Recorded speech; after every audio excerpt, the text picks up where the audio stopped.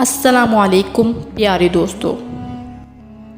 جب زمین پر ظلم کا راج ہو اور فرعون جیسا ظالم اپنے آپ کو خدا کہلوانے لگے تو قدرت ایک ننھی جان کو بھیجتی ہے جو اندھیروں میں امید کی کرن بن کر ابھرتا ہے۔ یہ کہانی ہے اس ماں کی جس نے دریا کے حوالے کر دیا اپنا لختی جگر، اور اس بچے کی جو نبی بن کر ظالم کے سامنے کلمہ حق بلند کرے گا۔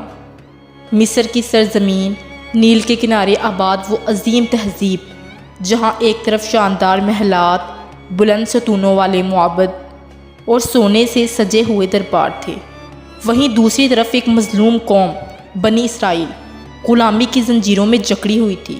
یہ قوم جنہیں فرعون نے کمزور اور حقیر سمجھا تھا، ان پر دن رات ظلم ہوتا۔ وہ لوگ جو کبھی یوسف علیہ السلام کے دور میں عزت دار اور آباد تھے، اب محنت مزدوری، اینٹوں کے بھٹے اور سخت مشقت میں جکڑے گئے تھے۔ فرعون مصر کا بادشاہ اپنے آپ کو خدا کہلوانے لگا تھا۔ وہ نہ صرف زمین پر بلکہ لوگوں کے دلوں پر بھی حکومت کرنا چاہتا تھا۔ اس نے خواب دیکھا کہ بنی اسرائیل میں ایک لڑکا پیدا ہوگا جو اس کی بادشاہت کو چیلنج کرے گا۔ نجومیوں اور کاہنوں نے تعبیر دی کہ یہ بچہ بنی اسرائیل میں پیدا ہوگا اور تیرے اقتدار کا خاتمہ کرے گا۔ یہ سن کر فرعون خوفزدہ ہو گیا۔ اس نے حکم دیا کہ بنی اسرائیل کے ہر نوزائیدہ لڑکے کو قتل کر دیا جائے اور لڑکیوں کو زندہ رکھا جائے۔ اس حکم سے ماں کی گودیں اجڑ گئیں، بچوں کی چیخیں، ماؤں کی آہیں اور ایک بے رحم نظام کا ظلم نیل کے پانیوں تک سنائی دیتا۔ انہی دنوں میں ایک نیک دل خاتون حضرت موسیٰ علیہ السلام کی والدہ نے خواب دیکھا کہ ان کے ہاں ایک بچہ پیدا ہوگا جو فرعون کے ظلم کا خاتمہ کرے گا۔ جلد ہی ان کے ہاں حضرت موسیٰ پیدا ہوئے۔ ماں کا دل خوشی سے بھر گیا، لیکن ساتھ ہی خوف نے بھی آ گھیرا۔ ہر لمحہ خطرہ تھا کہ کہیں فرعونی سپاہی آ کر بچہ چھین نہ لیں۔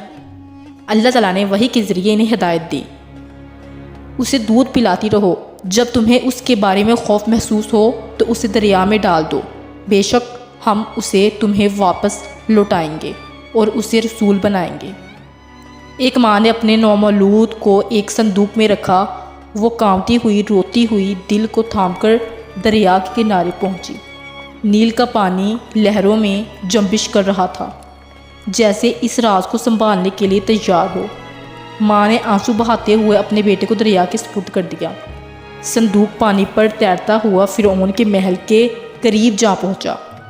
وہاں فرعون کی بیوی حضرت آسیہ جو ایک نیک دل اور رحم دل عورت تھیں، نے صندوق کو کھولا تو اندر ایک خوبصورت بچہ مسکرا رہا تھا۔ ان کے دل میں محبت اور شفقت جاگ اٹھی۔ آسیہ نے فرعون سے کہا، یہ بچہ ہماری آنکھوں کی ٹھنڈک ہے، اسے قتل نہ کرو، شاید یہ ہمیں فائدہ دے دے، ہم اسے بیٹا بنا لیں۔ فرعون نے مڑ کر بچہ دیکھا، لمحہ بھر کو خاموش رہا، لیکن پھر آسیہ کے پیار اور ضد کے آگے جھک گیا۔ یوں اللہ کا منصوبہ مکمل ہوا۔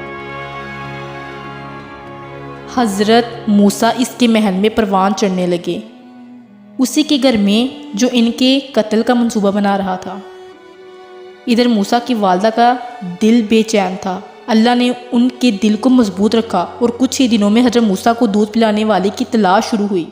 اللہ نے ایسا انتظام کیا کہ خود موسیٰ کی والدہ کو محل میں بطور دایا بلایا گیا۔ یوں ماں کو اس کا بیٹا واپس مل گیا اور فرعون کو خبر تک نہ ہوئی۔ یہ اللہ کی حکمت کا آغاز تھا اور ایک نبی کی زندگی کا پہلا ورق۔ ظلم حد سے بڑھ جائے تو اللہ کا وعدہ قریب ہوتا ہے۔ موسیٰ علیہ السلام کی کہانی ابھی شروع ہوئی ہے۔ وہ بچہ جو دریا میں بہایا گیا اب وہی دربار فرعون میں پل رہا ہے، مگر آگے کیا ہوگا؟ اگر آپ بھی جاننا چاہتے ہیں کہ کیسے موسیٰ علیہ السلام ایک نبی بنے تو سبسکرائب کیجئے، ویڈیو کو لائک کیجئے اور اگلی قسط کے لیے بیل آئیکن کو دبانا مت بھولیے۔ ایک نئی قسط، ایک نیا موڑ اور ایمان کو جھنجھوڑ دینے والی داستان، صرف اسی چینل پر۔